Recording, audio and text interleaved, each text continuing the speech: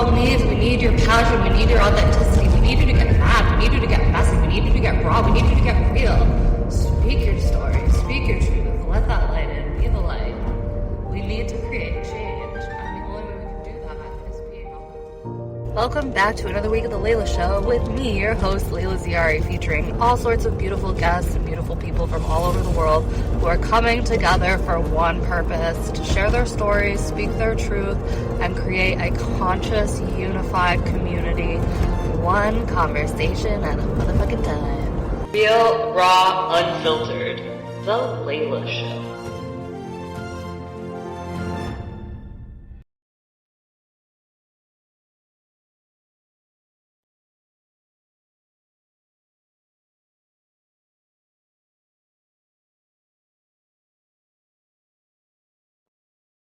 Hey there. Hey, how's it going? Not too bad. How you doing? Living life, living the dream or something like it. I see a different background than last time. You moved? Well, I'm in the process of moving to LA, but I'm dog sitting right now. Okay. What's in LA? I don't know. We'll find out when I get there, I guess. Okay. Yeah. Like an adventurous mentality. I like it. That's how I like to live my life. I have a feeling, I go chase that feeling and follow it into the sunset or wherever it takes me, Okay. Yeah. So how have you been? Welcome back. Thank you for having me. Doing good. Making good progress with life and things. I'm actually moving myself too. Where do you, I may ask, what state are you in right now? Right now I'm in Rhode Island. You're going across country. Oof. Okay. Yeah, I used to live in California before, and then I left San Francisco to move to France, and and stayed there for like a year, and then like crash landed back at my family's here in Rhode Island for a year, and now I'm like, yeah, take me back to the West Coast, please and thank you. Take me back. I'm sorry I ever left. Yeah, I'm actually moving from New York down to the Georgia, South Carolina area. Oh, that's a big change. Are you in the city? No, I'm in Long Island. So it's Okay. like kind of like adjacent. It's like an hour drive to the city. It's basically right there. But yeah, I'm going down south. It's just gotten way too expensive here. Social climate's gotten a little crazy, a number of things. Cost of living's getting a little more ridiculous, things like that. I have a number of good friends that moved down there, close friends that are doing well with their lives. So I'm excited. Yeah. I'm excited for you. Look at us making big life changes and stuff in this Absolutely. 2025. Well, I hope it all works out, It will, I'm sure, for both of us. Yeah. Moving is a time, but I Awesome. like it. Well, yeah.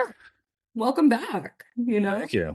Do you want to talk about anything in particular? Any topics you want to touch on? I don't even know. This is the first podcast back in a while. I took a couple weeks off, so I'm just whatever. All the things. I'll let you trigger me again if you want to. I don't know. Trigger you. Did I trigger you last time? I feel like you did, didn't you? What did I trigger you over? Children. Children. All right. Well, hopefully I won't trigger you again, but yeah. I'm in a much more positive mind state than I was a few weeks ago. Okay. Yeah. I know that might have been a few months ago, but I forget when we last did this podcast. Yeah, but I feel like time's an illusion. Yeah. I've been busy. I've been working on things. I actually just finished the writing of like a good it's like a first draft of this ebook thing that I'm working on. It's meant to be like a stepping stone into my content, into my work and such, as far as the men's coaching. What I'm trying to do is, I might have mentioned this last time, I forget. I'm trying to draw to the best of my ability, a pretty cohesive narrative of the science and history and psychology and evolution of where men's issues are coming from a much broader timeline than just most people I talk to when it comes to things like the male loneliness crisis, the male masculinity issues, the relationships are falling apart, the birth rate is falling off a cliff, divorces are spiking left and right, all these crazy things that are happening. A lot of people I talk to tend to pick one particular thing, like, oh, it's this one problem. If they could just solve this one problem, oh, there's other one problem, there's other one problem. And really, it's a multitude of problems, and the problem runs back much further than just 50, 70, 80 years. It's a bigger, deeper problem. And trying to draw a narrative through all that to understand really where these problems are coming from, how are we as men in particular wired a particular way psychologically, hormonally, societally, and things like that, to optimally function within the world, and then based on that, where did it go wrong, and then how do we then correct it moving forward, help guys get back on a better track. Yeah. Well, I mean, that's like a lot to unpack in general. And I was gonna sit here and be like, I blame modern day society, but you just told me we can't. Okay, so what specifically, if you had to point out like three things in modern day society? I don't know if I can even point out specifics, and I'm also coming from like a woman's perspective of seeing like complete and utter like existence feel like it's in shambles every second of the day because they just don't feel like this entire system that we live in is set up to support the human soul. So I just feel like I feel like that in my mind is the problem with everything in the entire world. But like, I know it goes deeper than that. I can't just, I mean, I can, but we have to break it down. I don't. Let's break it down. That's what we're here to do. Because this is my goal, is to try to do as much, to try to get down as deep as I can to the whatever the root essences and qualities of a lot of different things, and understand like what were there subsystems or things in culture or society or nature and the world psychologically that would allow us to, as men and women, to optimally function with the backing of like scientific research to say like, oh, there's actually is a reason why men should cry. There's a reason why men have, this, why women act this way, men act this way. This and what's that?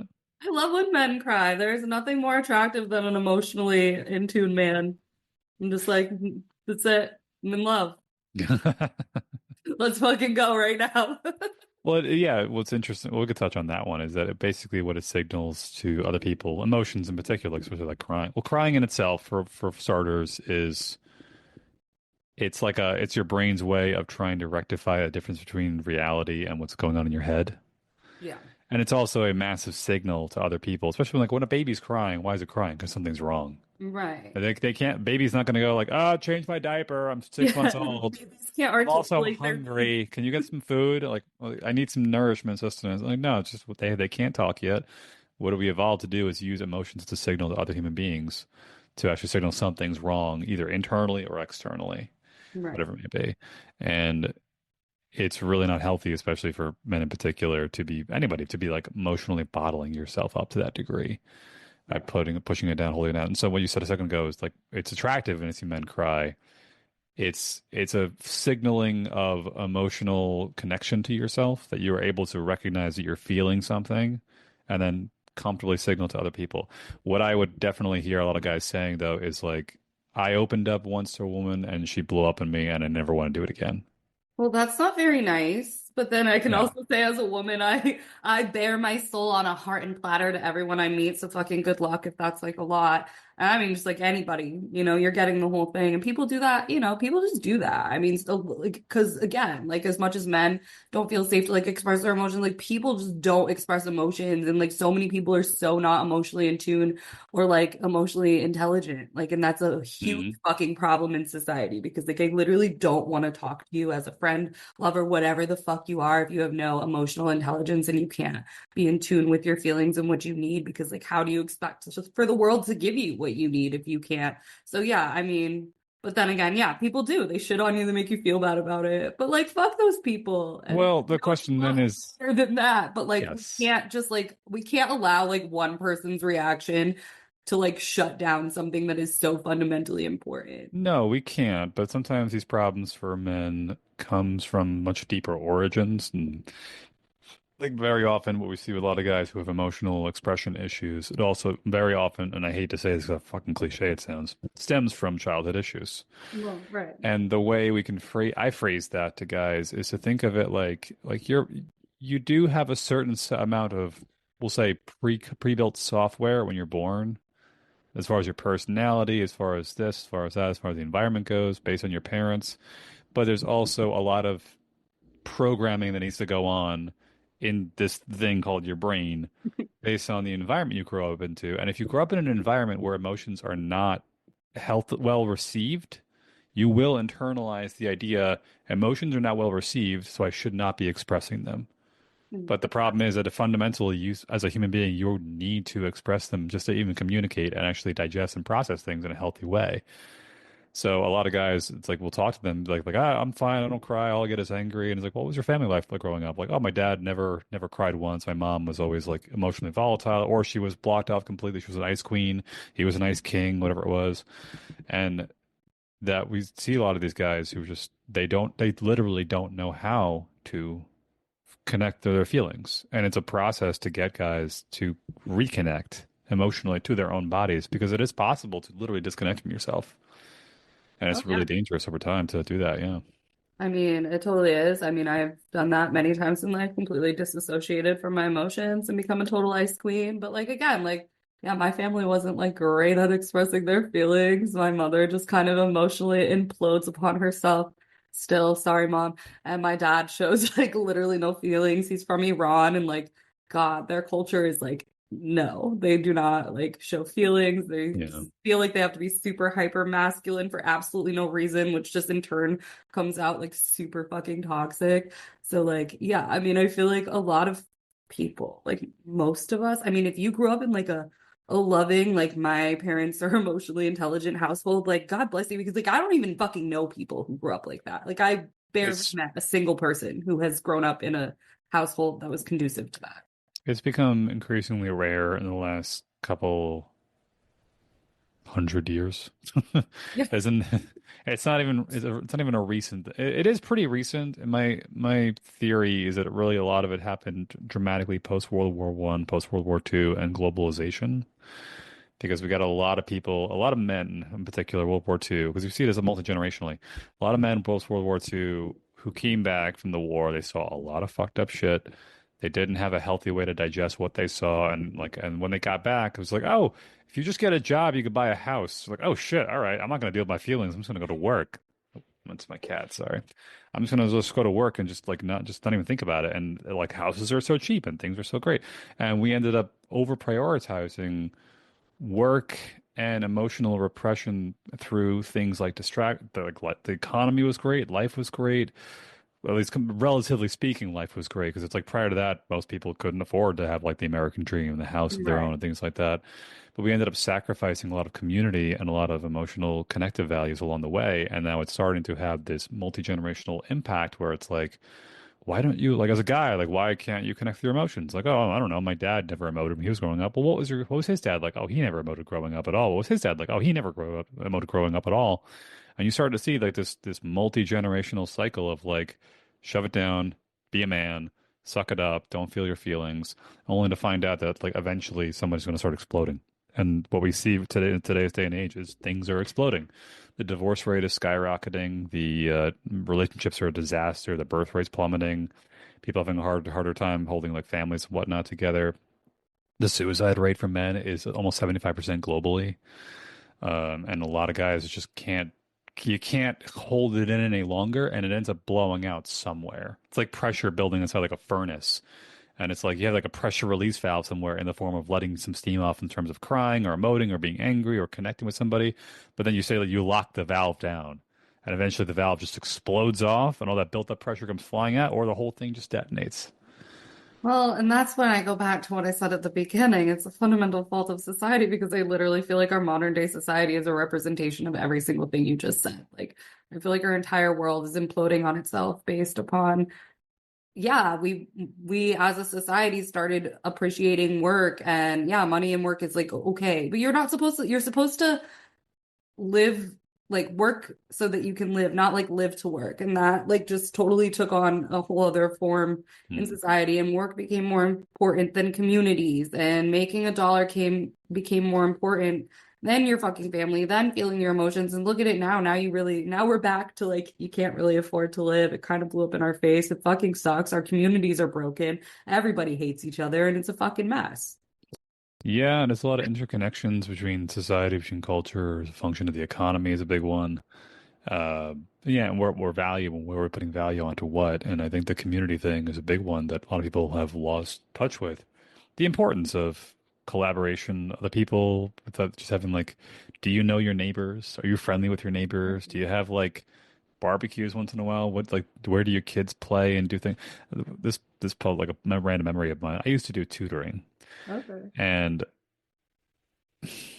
yeah, like I used to do tutoring, and I remember I worked with this young boy, smart kid, and I worked at like a center that did like college prep, and we would tutor them on SAT, ACT, math, science, whatever they're working on. Mostly college, mostly high school kids, occasionally a college student, but mostly high school.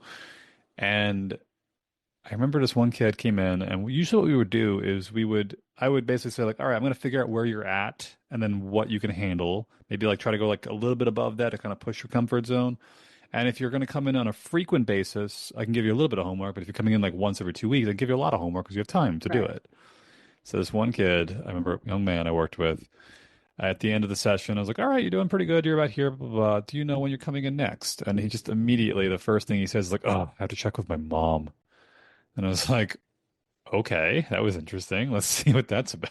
Let's unpack that a little So bit. I go outside into the lobby and I meet his mother, and his mother's there, like when she's got like a schedule book out, and she's like, all right, you've got violin practice this time, you got soccer practice this time, you have to study for this, you have the vocal lessons at this time, you have to like his whole life was scheduled.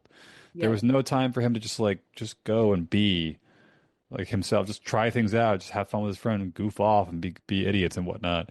Right. And after he left, I remember I went to the center director, who's the one who does the college, figuring out what colleges would be good for each student. And I went to her and I said, "What college is he going to?" And she said, "Oh, we haven't really figured it out yet." And I said, "Like, get him at least minimum of 3 states away." Literally get him away from this fucking woman.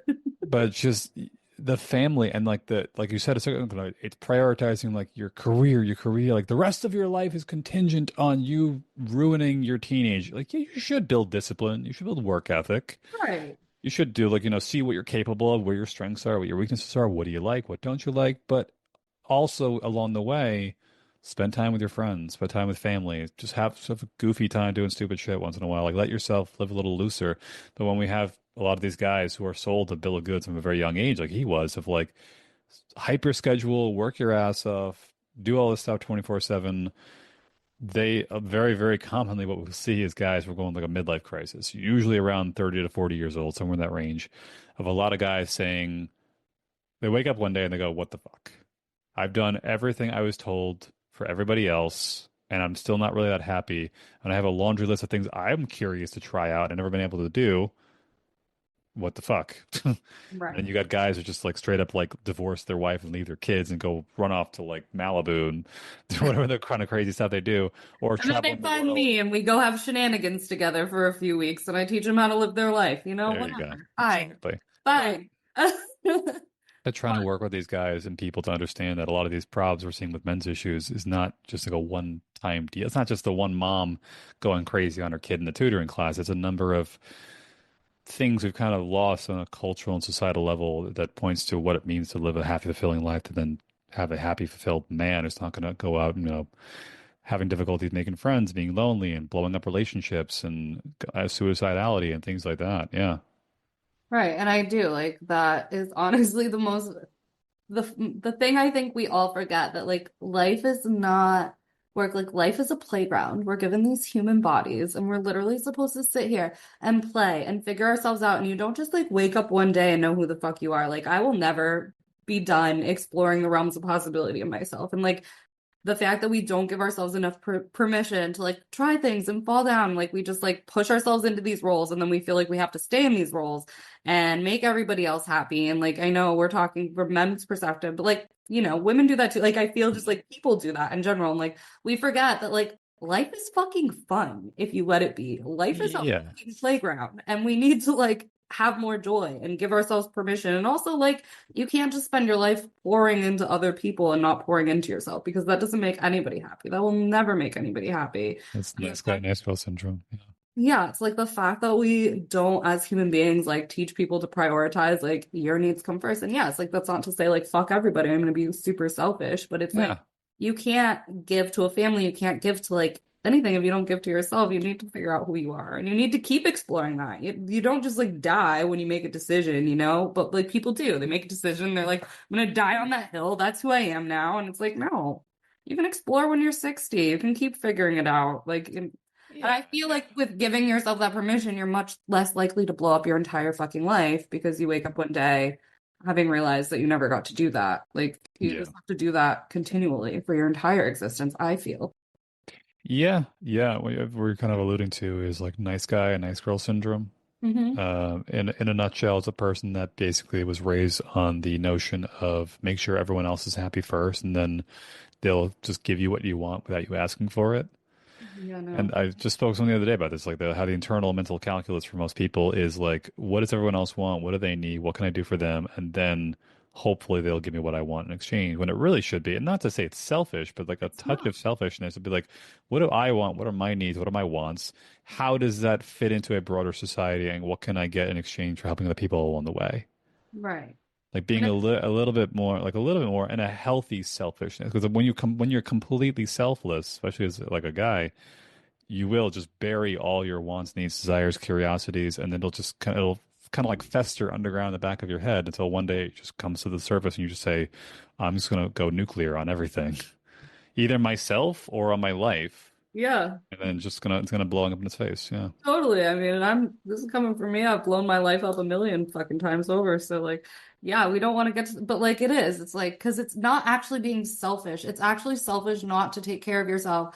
Because, like, if you're not taking care of yourself, you're not really showing up for the people that you so-called care for in your life because you're not Mm. really showing up for yourself as the full version of you. So you're giving people like half-assed, angry, suppressed versions of yourself. And like, I'm sorry, as a person, I don't fucking want a person like that in my life or anywhere near me. So like, and then when you do blow up, then you end up leaving these people in the dust wondering what the fuck happened. So it's actually more selfish to not be selfish, like you save everybody, including yourself, a whole lot of fucking drama by just taking care of yourself. Yeah, it's a matter of just making sure you know what you want, you know what you need, Yeah. making sure you take the priority to see about getting it fulfilled by the people around you. And if they can't help you with that, then like, not to say screw them, find new people, but just being realistic about what people can and can't.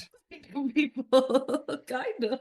Yeah, but it's a matter. It's a who can I surround myself with? Who can get me what I want, but also I can give them what they want. Yeah, you have to like surround Like, yourself with people who align with your values and are mutually beneficial and like because we're supposed to give and we're also supposed to receive and the fact and like we just can't forget the receptivity part of it. We can't just mhm. be like, I'm just gonna give and then because yeah, it becomes an expectation. Well, I expect this person to give me what I need, but like are you putting that out into the energy you put out? Are you making that a priority to receive or are you just like expecting people to read your mind when you're not asking or putting yourself in a position where you're actually being vocal and on your needs? Because you have to ask for what the fuck you want in this life, be Mhm. it like energetically, physically, just talking it or whatever, but you have to. You don't get what you want by just being passive aggressive and like hoping on a wishing star that it just like comes along and some unicorn delivers it to you. Like, Yeah. Yeah, but that's not how it works. yeah, and coaching people to develop the internal tolerance to ask, not be afraid to get rejected, and also to receive. Exactly. Like some people have a hard time saying like I kind of we see this all the time with guys and girls who are in like situationships and friend zones and things like that. It's like what's really going on? Like I have deeper feelings or interest in this person. Maybe if it's a woman, I have interest in this guy. Maybe if it's a man, it's like I have sexual desire for her. Okay, it's fine. That's normal. That's totally help. That's human biology in a nutshell. It's totally okay to have that. Does the other person know?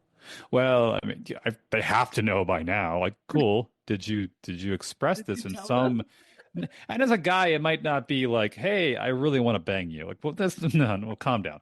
But it's like, all right, I kind of feel strong. You have a friend you hang out with. I feel strongly about you. I wonder if you want to go on a date sometime. What's going to happen? A couple situations, you might be like, "Nah, I'm not really feeling," it. And then be able to say like, "Okay, you know what? Like, is it fair to me to stick around with this person who doesn't reciprocate my desire for this person? Maybe it's time to move on." Or you meet somebody that's actually like, oh, I do like you back too. Cool. And you're like, oh, whoa, holy shit, I wasn't expecting that. Oh my God, holy crap. How do I handle this? Yeah. But it's as the nice guy thing, nice guys in particular, like very bad at expressing what they want, what they would need, and also receiving is a big one. being okay to find somebody who's willing, because we'll see this with guys. I'm fucking guilty of this. I've done this plenty of times of having been with people that it was obvious that they just were not a good fit for me. And I stuck around longer than I should have in the hopes that they would just magically turn into this person. But then also meeting somebody who is like, actually, I do want to give you what you want, and it would make me really happy. And then I'd be like, oh, whoa, no, what? I never had this. This is weird. I don't know if I like this. And I ended up blowing things up. And in reality, like, it would have been a good fit. And so it's a weird dynamic where it's like you almost subconsciously chase after the person that you know can't give you what you want and hopes that you'll change them, when there are people otherwise who would give you what you want, but you can't accept it. Yeah, I feel like I'm a bit still guilty of that. Love I'm guilty. Of Guilty what? What of that. specifically? Like, well, I mean, not of the telling people what I need, want. I mean, I'll literally put it all out there. If you don't like it, that's great. I'm not wasting my time. But I am totally guilty of like, I am queen of falling in love with like not an emotionally unavailable man, but just like someone as batshit crazy as me who's just super independent, like gonna just prioritize themselves first, like totally wild card. And I'm like, but there's probably but there's someone maybe on the sidelines who's like a little more stable, and I'm like, I fear you will bore me and ruin my life and bore Well, me. then therein is a common mistake people make, which is no, not to beat you up for saying that. Common mistake people make nowadays, especially, is trying to turn one person into a village. Right.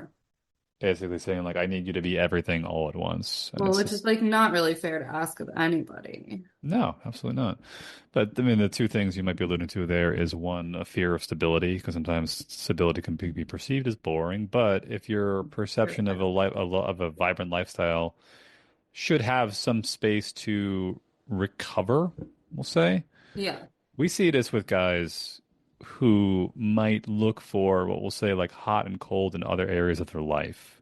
So it's like maybe you have a very boring job, but your wife is like super energetically vibrant and like all over the place, and it kind of balances itself out. Like this, I had to work the 9 to 5 doing insurance claims, but every night my wife, like, I go salsa dancing, whatever, or just like she has a new thing she wants to try and she loves taking me along. Okay, so you kind of have a That mixture will of, be or me. maybe your wife is just like plain as pie, apple pie, super simple, straightforward, but then your job is very vibrant. Right. And so Yeah, you kind there's of get it from different areas of your life, rather than saying this one thing needs to be everything. Well, you kind of spread it out amongst other people and for purposes and things. Yeah. that's so true. Yeah, I just like everything to be exciting all the time. That's my problem. Have you ever tried meditation? I love meditating. What I kind of do, meditation do you do? I do it every day. Oh, I do all sorts. Right now, I just started getting into transcendental meditation, which is a good time. But I mean, I like a lot of moving meditations. I like just doing like Qigong or like Kundalini breathing, and I don't like to sit still. So transcendental meditation is the only thing that keeps me still. But I'm a huge component of just like breath work and Hmm. shifting the energies, and I'm a huge advocate of walking meditations because I feel like that's really a valid way to clear your head and mind. Hmm. Hmm. Hmm. Well, Okay. just- Yeah, you yourself just might be a naturally vibrant, I'm lively person, which is fine. favorite not lively person. It And is. then I think that's the challenge. It's like if you're looking for like a relationship or something long term, is to find somebody who either can match that or exceed that, or somebody that's like and might be more calm but enjoys the light. Like I've seen this plenty of times where like one person is like the lively fun one, the other person's the calm one, but like the calm one calms down the lively person, but the lively person brings the energy up of the calm one when the situation arises. Yeah, there has to be like a balance, I guess. Yes. Yeah. Yeah. Yeah, we'll see what happens. I don't know. I'm not necessarily looking for any of that, but I'm open to it always. Actually, I wasn't open to it like a month ago, but we're back open to it. So, that stuff lives in my mind now. Yeah. And yeah, but lively. I don't know. I'm a very lively person. But like you said, people balance each other out, but we can't look. But I do feel like people do that in relationships. Like they do want somebody to fit like all these boxes and like Yes. pick up slack and like where you feel lack. Like, I don't know. And also I just feel like so many people are in toxic relationships because like you're looking for someone else to like complete you. You have to feel complete in yourself. Yes, thank you. I fear I'm so, 100,000% sometimes I percent. fear I love myself so much. Like, where is there even space? Like, but that's good. I think that's, but like, again, I've never been in this place, like, and actually tried to be in a relationship when the last relationship I was in was a long time ago. And I was still in that toxic mentality, like, not really assured within myself, looking like in codependency, looking for Mm, like you to complete the pieces and all yeah, was up in your face. So, that's good self-awareness, though. It's very good self-awareness. It's a very common theme that people do this thing where we see this a lot with some degree of like toxic relationships can be in the form of most toxic relationships, in my experience, personal experience as well as other people, tends to come in the form of finding somebody that is trying to fill in a piece that you had to fill in yourself. mhm. But it only is toxic if you don't acknowledge that and then try to use the other person as a grounding tool to help do that healing process. Because what we say in the coaching space in the relationship space, it's like you're wounded in a relationship and you're healed in a relationship. Like you Yeah. actually need relationships to fix these parts of yourself. But if you go into a relationship with the idea of it's not my fault, they got to just figure no, it's like no. If you're a person that's been through a lot of trauma in their life, a lot of difficulties, a lot of challenges, Mhm. it's not yeah, it is healthy. It could be a therapist, could be a coach, could be a boyfriend, a girlfriend, whatever it is. Somebody that is grounded enough to let you like kind of hold on to while you're weathering the storm as your body processes and learns to calm itself down, your nervous system learns to settle down a little bit. And if you're in a relationship with somebody that is deliberately, that is kind of like the goal. Like I'll speak to my own stuff, is that I have had a history of girls with daddy issues. I didn't realize I was doing it until about 6 months ago. And I look back at all my relationships and realize if they had some kind of like father wound of some sort, and there was a mother wound too, and I have the mother wound thing is all that I could talk to, that if they had a father, if it was a mother wound I really didn't pick up on, but they had a father wound, I just naturally gravitated to them. And I tried to make the relationship work. And after a while, old traumas would surface and blow things up. Uh, for me personally, though, I've also been in relationships, or I've like courted women that had healthy fathers, and the dynamic and the energy that they give off is very different. And I was the one that ran away because it felt weird. I didn't feel like it could work. But now I understand that like if I want to, maybe get married, have kids, and whatnot, even be in a healthy relationship to begin with, no matter what the long term stuff is, just to be in a healthy relationship to begin with, I have to find somebody who either has really done the work and they will show up in that grounded way, or they already have a healthy father figure in their life. It could be a father, a stepfather, whatever it may be. Healthy, grounded male figure in their life that I have to interact with in a positive way. And I'm going to be the one that's going to freak out in the beginning.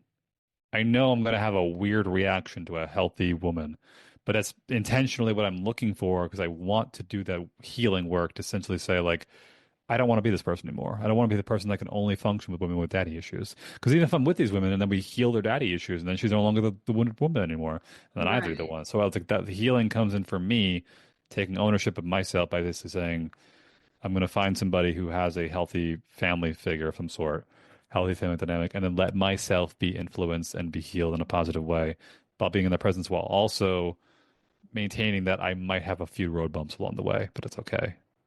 So the Yeah. difference then between like toxic versus non-toxic, like it's like you could both come from some fucked up backgrounds, but if you both walk into it saying we're here to help each other heal this, it's a fantastic relationship. If you walk in saying I have no idea what's going on, it's not my fault, it's your fault, it's everyone else's fault, and then it blows up again, that's toxic. Right. And I guess when it comes back to like my old relationships, I was always the one like I'm always like gonna know. Like I mean, my life has literally been a toxic shit show, a lot of it. I've gone through so much trauma. But I know that and I've done like all I do is try to work on that. And like yeah, even when I think I'm all good, something else might come in my life and I'll be like, "Oh shit, I recognize the same patterns." But yeah, like you said, like before I definitely chose people who didn't have that self-awareness, had no desire to heal, wanted to blame me for everything, put all their shade on me, like derail all the work I was doing. So, but there's definitely a healthy way to do that. And I know, I mean, not in my romantic relationships, but I've healed so much of that in the last few years just with my girlfriends because like we've been through a lot of the same drama, but it's just that safe space where I can literally just like mind dump and you can mind dump your entire existential feelings and just feel really heard and validated. It's like very helpful. And I feel like I've healed like so much of that, like codependency and just like that need to be seen and like and not feeling like that and like feeling like you're broken, you don't want to like dump on people, like all of that. I feel like I don't know, I wouldn't have gone through that without my girlies because it's not as awkward. It's like, okay, you're not a man. I'm not like let's take the sexual attraction out of it all and like best friends. Thank you for healing me, all of you lovely ladies, and helping each other heal and like being our best therapist and helping each other like expand and become our best selves and like lifting each other up through that experience. Thanks, girls. But again, whatever kind of relationship it is, we do heal through relationships, whether it's Absolutely. romantic, friendships, whatever, familial, all of it. Yeah, and especially I think like you said with you and your girlfriends, like men should find men that they can do this work with. I think there's nothing more thrilling to me than like a man who has like a bunch of like brothers, like I do my sisters, who just like literally call each other in the middle of the night when they're upset. I'm like, you guys are so fucking awesome and I love you all. And this support system like literally makes my heart happy. Because I do, I want everybody to have that. And I do feel like it's much more common in women. And I think that's fucking unfortunate. Like, no. Yeah. Well, the problem is that a lot of cultural norms have shifted around certain ideas of like masculinity, and like competition kind of got a little bit out of control. And like it should be a competitive collaboration. It's like when you do something like sparring with another man, maybe you're a martial artist, something like that. You're not trying to kill that dude. You're trying to you're trying to help him find his weak points. And then when he finds a weak point, maybe he taps out, and then you reset and you get up and say, "All right, now we know where your weak point is. Let's work on it together." And you've heard this quote from the Bible. It's like iron sharpens iron. It's exactly what it is. Like it's a collaborative competition. It's like I'm going to try to compete against you, but in a way that makes us both better. Not I'm going to compete against you so I can fucking kill you, something like that. And I think we've moved too much in the direction of like dog eat dog, isolationism, every man for himself, lone wolf. And it really loses the essence of what healthy competition can really do. It can turn you into like an amazing, well-rounded person, or it can blend you into a paste. Yeah. And if you're especially with men, a lot of guys, they have a hard time. They have a hard time emotionally emoting and expressing because a lot of it has been culturally wired into us to say like men don't cry, men don't have feelings, men just suck it up. Like you should have the capacity to suck it up until you get to a point where you could sit down and let out your feelings. You're just like, men don't cry when shit needs to get done. Get the shit done, then cry afterwards with somebody there. It's fine. But understanding. Also, like, I mean, some situations, like if you're at work, maybe go home and cry after. But then some situations, people do use, well, there's stuff that needs to get done as an excuse because, like, technically there's always something to get done. So, like, don't. But yeah, maybe if you're like, I'm talking about like, it's like if you're grocery store, wait till you get in the car. Yes. Having some time somewhere along the way, like what I do, I run a weekly men's group. It's part of a bigger collective that I'm a part of. It's called the Men's Alliance, and it's once a week, every Tuesday nights. It's like and it's basically I'm going to be running like my own personal men's group in the future, but the idea is like once a week. I used to the idea is like once a week, whatever frequency. You're connecting with guys. You're being emotionally vulnerable. You're practicing being emotionally vulnerable. You're getting your problems out. You're also allowing yourself to be held accountable because it's not unusual that you might be like, I just don't feel like doing this. I don't feel like doing that. But there's something very, I don't know what the exact psychology is behind it, but there's something very different about when somebody else is expecting something of you that you look up to. So like right now, what I do daily is this is just a simple example. It's like I'm in the process of moving, so the gym has been kind of all over the place. I haven't had much of any goals on the calendar, but I'll do 100 push-ups, 100 sit-ups, 100 squats a day, and then break it up into like sets of 10. So like randomly, I'll be like doing something in my apartment, like 10 push-ups, and I'll just drop down and start doing them, whatever. But for me, it's like I told the guys in the group this is the thing that I'm going to do, and if I show up one week and they say, "Did you do your push-ups like you said you were going to?" and if I go, "No," and they're just gonna be like, "What the fuck?" Like you're kind of like you're going against your word. You said you were going to do this. We trusted you were going to do this. And like, why didn't you? What's really the problem? And there's something just different about when you have somebody else saying like, if you say something, we're going to hold you to it. And if you can't do it, then we'll ask if this is realistic or not. It's okay if you say like, I'm going to do 10,000 push-ups a day. Like, okay, maybe not realistic. Yeah, it might be a lot. I'm going to do 5 push-ups a day. Like, you could probably do a little more. Yeah. Okay, I'm going to do to 25. Okay, if you're a beginner, that might be a lot. That's fine. But it's just outside of your comfort range. It's a little difficult, but we know you can do it if you push yourself. And other people are expecting you to do it. It just brings out a whole other side of you when you feel like, oh, they actually give a shit about me. I said I Yeah, was going to do something, and they're actually checking up on me. They actually fucking care about me. I agree with They that. want to Like, see me succeed. I think the accountability is like huge and not like, and again, it's not in like a judgmental way. It's like someone literally looking out for you. And I definitely do that with my friends too. And I think it's like literally changed my entire life. Like, I'll just even, like, let's just check in with each other. Like, Yeah. oh, and I do that with like my girlfriends who go to the gym. Like, they'll kind of be like, really, girl who didn't go, It's like, well, no. Like, and I can't even come up with an excuse because Yeah, because you know, it's just, my excuses are invalid. But like, it does like having that yes. check in, like, it is super helpful and supportive, and it makes you feel like whatever you're doing, like you're not in it alone, which is helpful again because like this isolation fucking needs to stop. Like, we People, human beings are community based people, and I think that really is the biggest problem. Like all the problem, there's so many problems in the world, but and with people, and I think so many of them boil down to like the lack of community and the isolation and the not lifting each other up, and then like people in your life competing, like you said before, there's a healthy way to compete, competing in a negative way, and jealousy and all this ego and weird shit that just like really doesn't promote healthy community. Because like you do, like when you have healthy community and you have people that make you feel seen, heard, and appreciated, like you can literally take over the world. And not that you should do it in a world dominating like evil dictator kind of way, but like you can literally, that support, I don't know, I wouldn't be here like right now and functioning without that support I yeah, have in my it's life. normal. It's normal to need that. It's misconstrued. It's the myth of the lone wolf. Yeah. That a lot of people have this impression of thinking like, oh, there's wolves are solitary, like no, they're pack animals.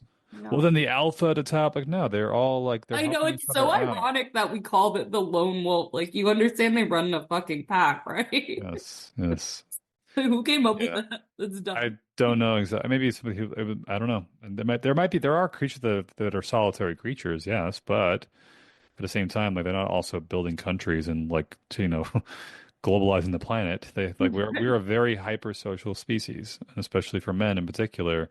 Like you said before, women tend to naturally like socialize and create networks just naturally. Yeah. Men used to, because the nature of the work that we were doing was pretty collaborative in general. Like we were building stuff together, working together, and we had a small community. Everybody knew each other. Everyone had a purpose. Everyone had a role. Even in the last names, I thought this was so interesting. It's like a big problem a lot of men have nowadays is finding purpose.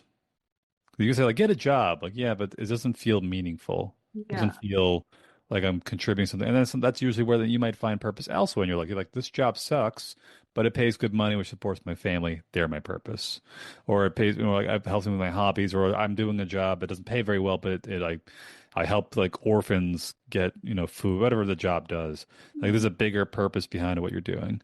I remember hearing about this guy who was on a podcast. He was talking about a friend of his during the pandemic when it hit, and he said he was a barber, and they had to shut down all the barber shops and all this stuff. And he said he picked up work at like a local grocery store just stocking shelves because they had to just go crazy stocking shelves at their hours. And he said like, yeah, I mean like I understand I'm stocking shelves and helping people and whatnot, but I miss being good at something. I miss having like the thing that everyone knew me as like, oh, you are my barber. Like you're the only one I trust to do this thing for me because you're really fucking good at it. And it just feels amazing to be able to kind of like have that like, oh, I actually have purpose here in the community. And the last name thing I mentioned a second ago, it's like the name Smith usually was attributed to something that Johnny Blacksmith, Michael Oh, yeah. Goldsmith. That's so true. Like my last name is Reed, Read. It's like I wouldn't be surprised if my ancestors were librarians. It I might have wouldn't be, been. probably were, Do and like your that. ancestry and trace of Just I have to see if I can go back front of them and figure it out. But they're like the purpose is almost like wired into your name in a way, or even in the case I think a little bit of out there. It's like the last name. It's like a German name Schneider. Yeah. That means tailor.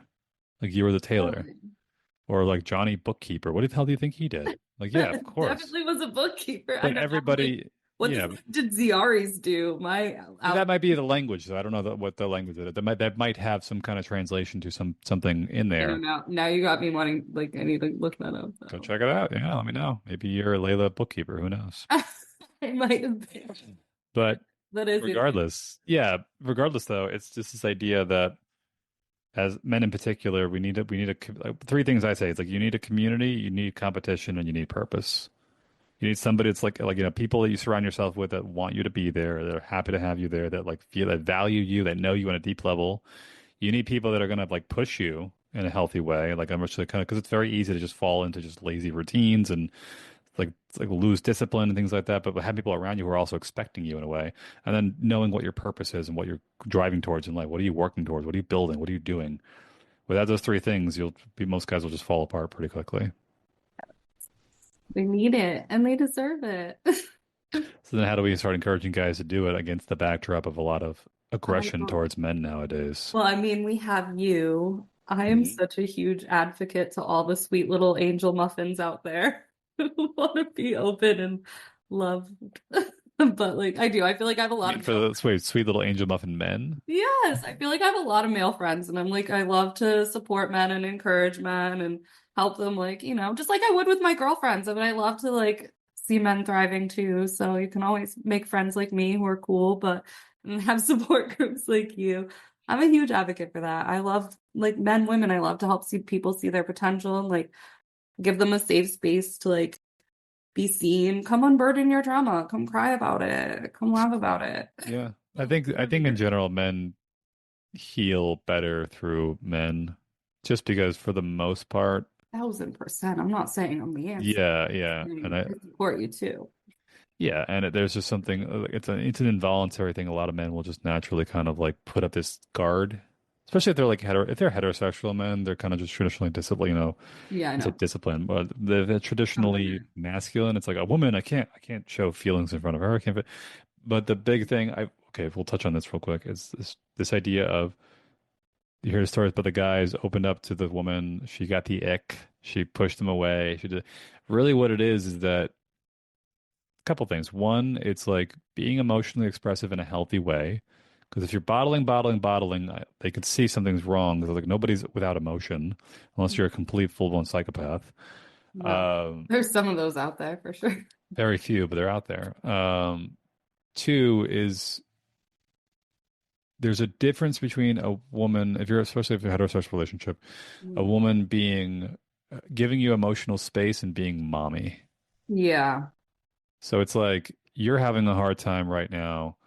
And this is kind of where the third piece comes in. It's like it's okay to be emotionally expressive if you also have a sense of what you're going to try to do about it and then use her for support.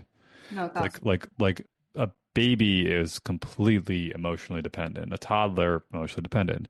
Young boys, like yeah, still emotionally dependent, but kind of get a little more independent. At some point, you basically say like, I'm having a shit day, and I just really feel like I want to yell and scream and cry, but after that, I'm gonna talk to my buddies. I'm gonna try to talk to this guy at work. I'm gonna do some networking. I lost my job and I'm losing my shit. I'm gonna go to the job fairs. I'm gonna contact some friends of mine. I just need to feel like shit right now for a little bit, but then totally I'm valid. gonna try to just see what I can do. Or do you have any thoughts that I can do? 'Cause I don't want to be like and most women will hear that and be like, "Thank you. Like I'll help you with that. I just don't want to be like your caretaker, like mommy." Well, yeah, that is, I find a huge, yeah, that is where the it comes from because there is that issue where I don't want to be your fucking mom. And I find that has happened to me in a lot of situations with men. Yeah. So I feel like we do. They need their strong men group. They obviously need you Yeah, and more people like you. yeah, But again, I think it just boils down to like more community and then there's like the acknowledgement that it's like okay to feel your feelings. Like feeling feelings, we all feel feelings and like acknowledging and honoring your feelings, I feel like is honestly one of the most important things any of us can do in this lifetime. yeah. And for men who are very emotionally stuck, we'll say. Mm. We've heard it as like emotional constipation. Yeah. The perception of emotions and feelings, that's just girly. Only girls cry, women cry as a girl. Anxiety is for women, all that nonsense. Um, well, Crazy. you can reframe it as emotions are just sensory data from your environment is telling you something. It's not that you're having a bad time, something like that, whatever it may be. It's just like something either internally or externally has happened, and you need to just be aware of it. And in the case of like, okay, you're anxious. Why are you anxious? I don't know, but I need to get over it. Well, let's look at your life. Do you have close friends? Are you financially stable? Do you have a purpose in a career or a job? Are you working on a regular basis? Do you have like, a healthy home life? No, no, no, no, no. You should be anxious. That's normal. That's your body telling you like there's something missing. You haven't filled in this box. On the contrary, to the compliment to that is like if you had something cataclysmic happen, like a death of a loved one or a parent that passed away, it's grieving.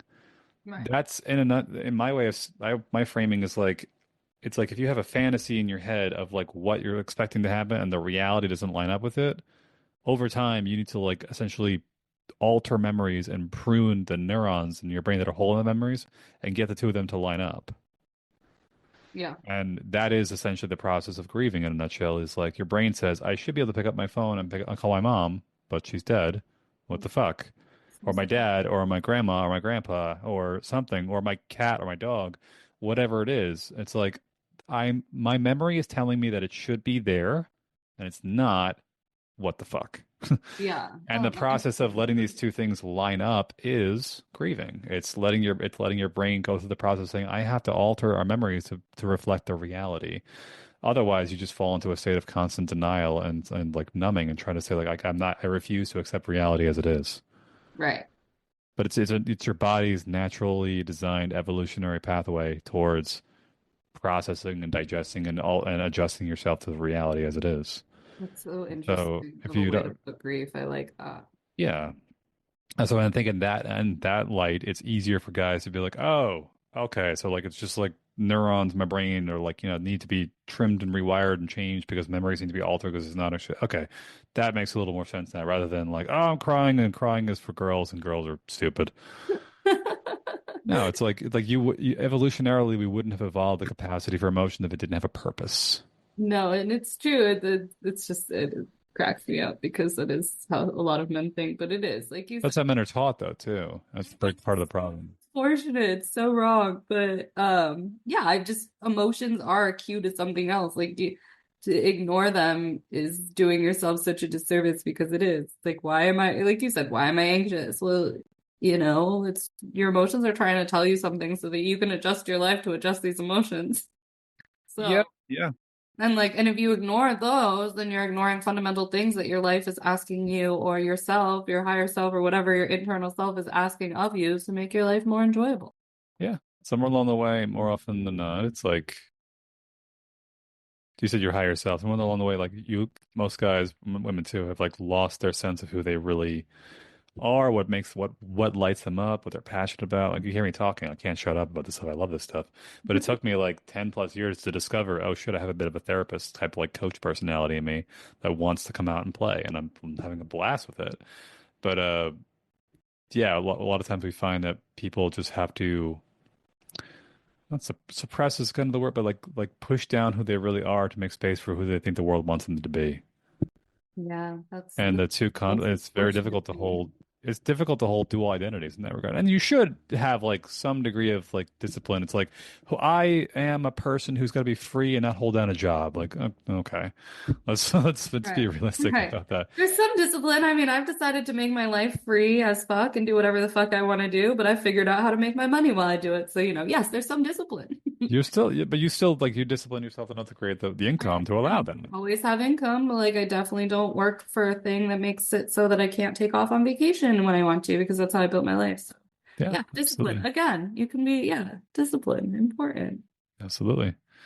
But yeah, But yeah, the dual personalities, I don't know, it's hard. And it's just like, I think that is so unfortunate that so many people feel like they have to show up for society or for this person or that person to please this narrative or to be accepted by this narrative when like really like you do yourself a disservice because like, yeah, those people might accept you, but they're not actually accepting who you really are. It's a projection of yourself that you want people to see and you're not honoring your authentic self, which is what we all deserve to do. If you're fucking weird and quirky and out there, be weird, quirky, and out there. If you're not, don't be like, and to deny yourself the bliss of like experiencing your true self and deny yourself the bliss of showing that to other people and having them appreciate you for that is the worst. It's just sad. we refer to it as achieving zero variance, which is not realistic, but very close. If you're a math nerd, you know what the hell I'm talking about. Terrible at math. Yeah, it's something with probability and statistics referred to as variance. It's basically like if there's an average of something, like how much does it tend to wobble around the average? And Hmm. that's what variance is in a nutshell. But in that case, if you are who you are, how much do you wobble around who you actually are? Hmm. It's like I'm authentic because like I'm authentic, sports loving, beer drinking, whatever you are.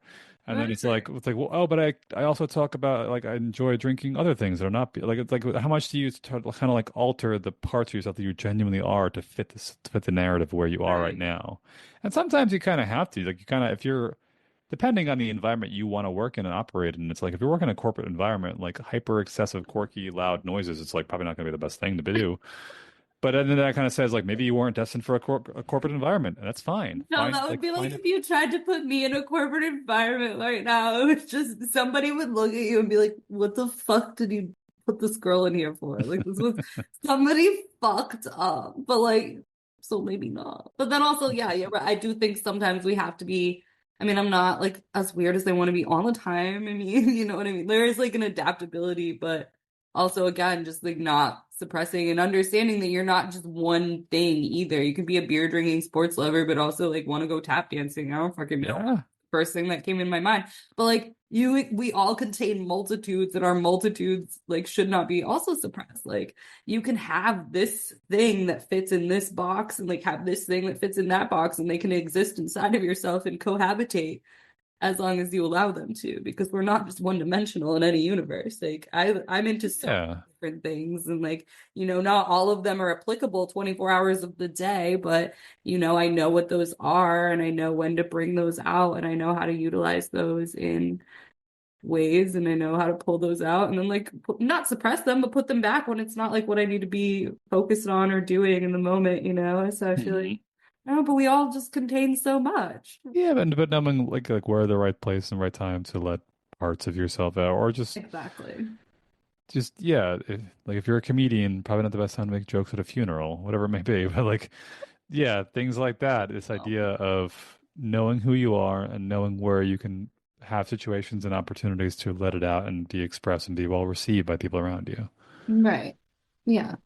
And then, you know, if you're not well received at that venue, don't give up just because you weren't well received when you told a bad joke at a funeral. Maybe like if that's your first time doing your comedy, like don't give up. That was just the wrong wrong audience there. Maybe try an open mic night. Yes, yes. Yeah, and authenticity, especially for men, is a very attractive quality that for women that they don't really. That it's often Oh, it's the it's most attractive quality on earth. yeah, and it's because really what you're signaling. Here's the science again. Here, what you're signaling is like emotional stability and integration in a way. It's like you figured out who you are. You know what you're good. You don't get emotionally disrupted if somebody like points out to you about the thing that you're doing. It's always that was like not the it's wrong, whatever it is. Like a good example, I like talk. I have a good friend of mine he's a couple of years older than me. He's married with two kids. He's the biggest like wizard nerd you've ever met. Like his whole basement is like lined with wizard shit. Like he just Harry Potter. If there's a video game that has wizard, he's the wizard dude. He loves like anything magic, slinging, sorcery, wizard. That's always been his thing. He just loves it. Right. And his wife, like I'm sure, is just like I don't really care for this wizard shit, but I love how he doesn't give a fuck about Right. him being like what he loves to do. He loves like he's just that's his passion is like that kind of stuff. I'm totally fine with it because he's like integrated. He knows who he is and he's good with it. And when Right. you can signal to other people like that, you could say like if a woman came along and said, "Ugh, wizard shit," he'd be like, "Yeah, wizard shit. Yeah, I'd Got be a like, I problem don't with give a it?" And fuck. then all of a sudden it's like, "Oh wow, he doesn't give a fuck. Holy shit. Okay, yeah." And that's just it's a signal to say like, "Oh, you're emotionally grounded because you're not fighting with two different identities in your head as to who you actually are, trying to figure out who I need to be for you guys to like me. Just figure out who you are, find the people that you should surround yourself with, and then go from there." Exactly. And I'll say what I said at the beginning. There's nothing more attractive than a man who is in tune with who he is and his own emotions and just lives unapologetically in that energy. Send him Yeah. my way. Yeah, yeah. And then within that, it's well, I just had a thought a second ago and I lost it. Yeah, it's within that too. Okay, that's what it is. Within that, when you get to a place where you are unapologetically yourself, because you at that point you stop expending mental energy on keeping track of yourself, Yeah, which means you see so much more in the people around you.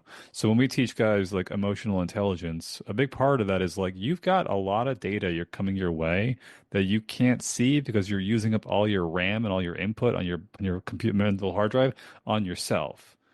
But it's like I've hung out with guys. This is the classic example of the guy who's like talking to a girl and it's fucking obvious she's flirting with him and he has no idea. But it's like to everyone around him, we're just like, bro, she asked for her phone number. She fucking likes you. What? No, I don't like. She didn't know.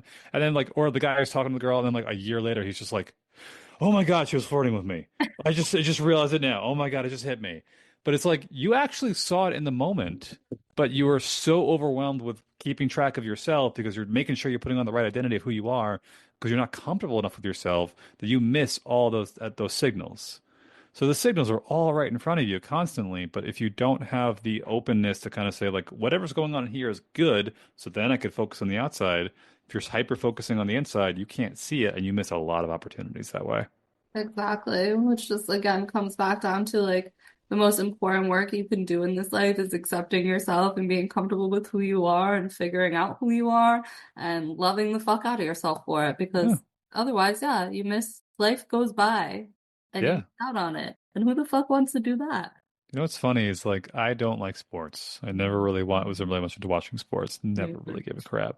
But I will watch sports with somebody who is a genuine enthusiast sports fan because their energy is contagious, first off. Right. But secondly, it's like you're not pretending to be this person. You fucking are this person.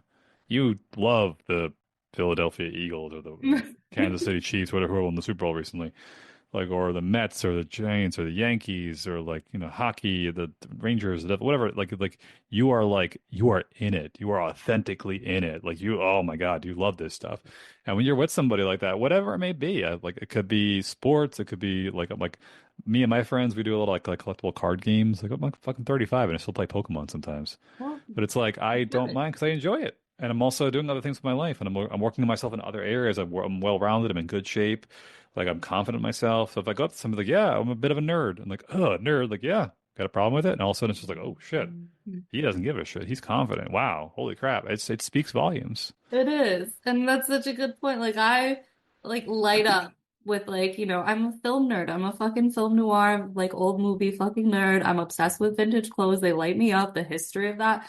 And like I don't expect other people to like have the same interest, but it is. There's something so genuinely amazing about being around people who whatever it is that they're passionate about it. Like you said, you don't like I don't like sports either, but like again, yeah, if like one of my friends wants to watch sports and they're like super into it, I'm gonna vibe so hard off that energy just and enjoy being around you loving something that much. So it like I don't know, people's passions are just so it's attractive. Then you have passions. It's like as an energy. Like it invigorates that energy within other people, and that might trigger somebody else's passions to come out in something else. Because like, I don't know, passion is an intoxicating energy. And whatever you like, yeah. And I think again, I think so many times people are like, oh, well, this person has to like this, that, and the third, and we have to agree on all of our likes. But just like the wizard guy, like Yeah. we don't have to like all like the same things. We don't. And I think like looking for that also, like somebody who matches all of that will take away from so many great experiences of just accepting people and just enjoying whatever it is that lights them up and whatever lights you up. Yeah. Yeah. And there's a whole lot of neuroscience that goes into what we just talked about too.